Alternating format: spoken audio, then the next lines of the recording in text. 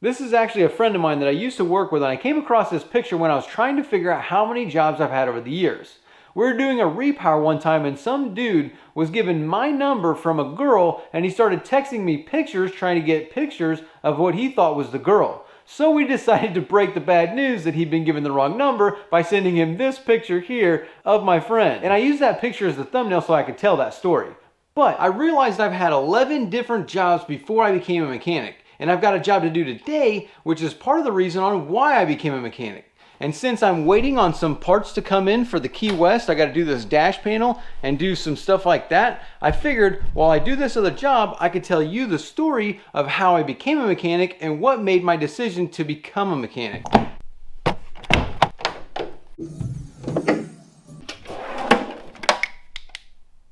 And I don't really know if the number 11 is a lot of jobs or not that many jobs. I mean, you let me know how many of you had. But my first W-2 job was with my uncle doing construction and a lot of remodels, stuff like that. We're gonna need some light.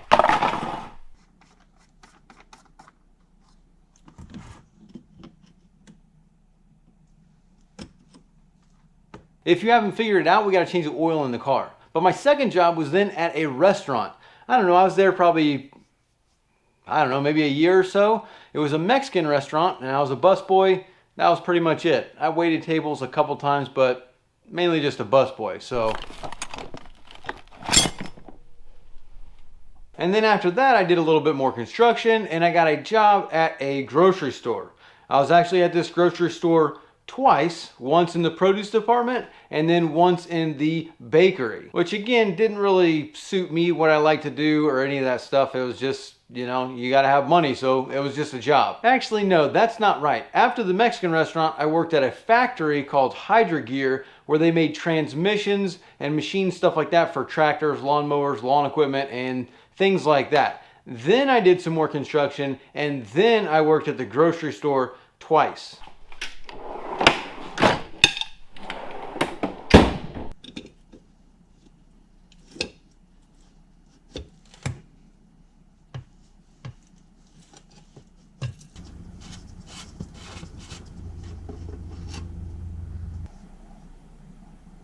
Then after the grocery store, it was more construction work. I mean, I did a lot of like remodels, tile work, stuff like that. Anything construction, that's pretty much what I was doing, is remodels. So let's kind of add this up a little bit, just so I can keep track of everything. We had construction, restaurant, Hydra Gear, construction, grocery, construction. There, that's a lot more helpful. And then also, mind you, this was all in like a 5-year period. So I want to say this was 04 to like 06. This was like 05 to 06. This was 06 to 07. This was 07 to 08. This was 2008. This was 08 to 09. This was 2009. And this was also 2009. So I had like 8 jobs in 5 years. And yeah, it just kept going.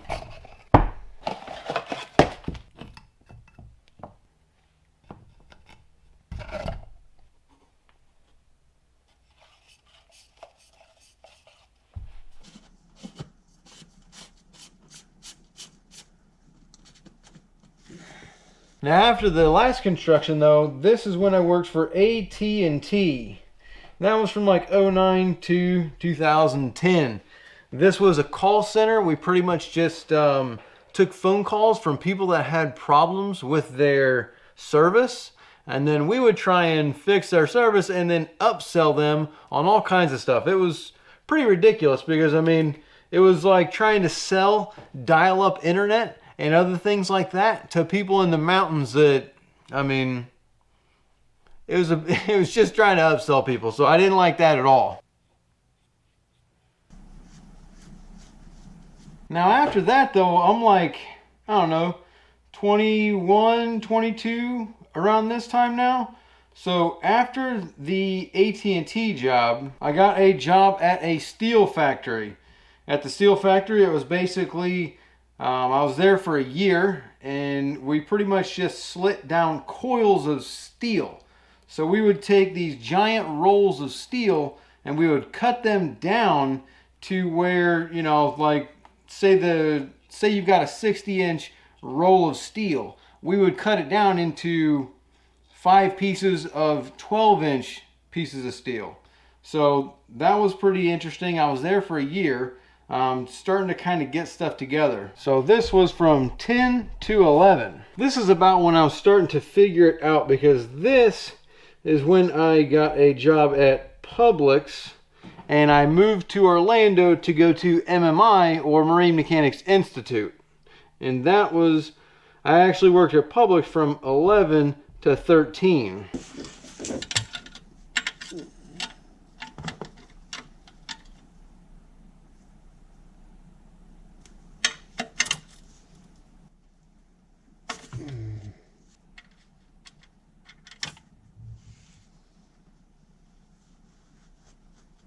And MMI was good. It was all right. I mean, if you want the MMI story, you know, just let me know in the comments below. I know I'm seeing a lot of comments of people that went to MMI. So, you know, maybe we'll make a video on that. Maybe some questions and answers or something like that. But other than that, this is when I got at Publix. And Publix and MMI is kind of what really got me into Shelter Bay, which is the marina in Marathon. And that is where I've been ever since. So the reason I went into MMI was because I've always liked to fix things, being mainly construction, but at the same time anything mechanical, four-wheelers, dirt bikes, boats, any of that stuff. It's always been like, that's what I'm good at, is building stuff, playing with Legos, puzzles, that kind of thing.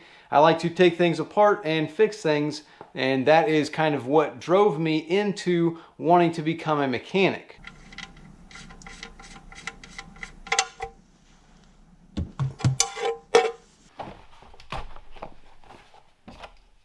I think that once you find a passion for something, that is kind of what you ultimately need to do.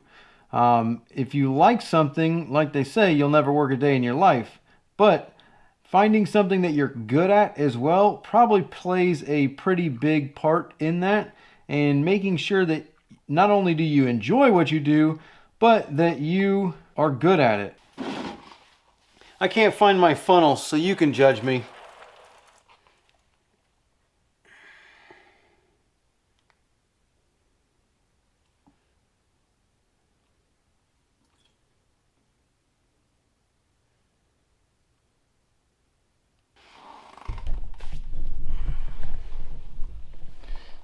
That's not too bad for not having a funnel. One little spill. When it comes to making money as a mechanic, it's actually kind of a slow game. You'll notice over the years, through those 11 different jobs and all those different skills that I had to learn and all those different trades that I learned, I picked up skills from each one of those that helped shape me to become a better mechanic. Problem solving skills, people skills, talking at AT&T with other people, cold calling, all these kinds of skills that you learn not from doing something or going to a school, but actually experiencing these things. And it is all of those different skills that allow you to make the most amount of money as possible in whatever trade that you decide to go into.